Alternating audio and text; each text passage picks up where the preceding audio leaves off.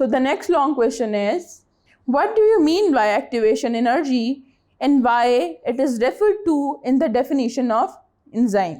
तो आपसे पूछ रहे हैं कि एक्टिवेशन एनर्जी क्या होती है, और हम जब एंजाइम को डिफाइन कर रहे होते हैं तो उसके साथ, या हम एंजाइम को एक्सप्लेन कर रहे होते हैं तो उसके साथ एक्टिवेशन एनर्जी का जिक्र क्यों आता है।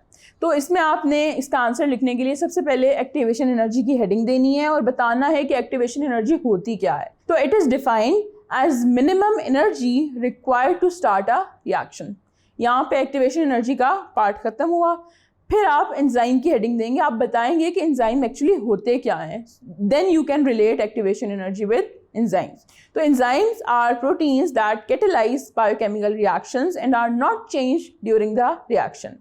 उसके बाद आप ये लिखेंगे कि why it is referred to in the definition of enzymes. तो उसका आंसर ये है कि enzymes perform catalysis by lowering the activation energy of a particular reaction. In this way, the major function of enzyme is directly linked to the activation energy of any reaction they catalyze. Enzymes lower activation energy in several ways.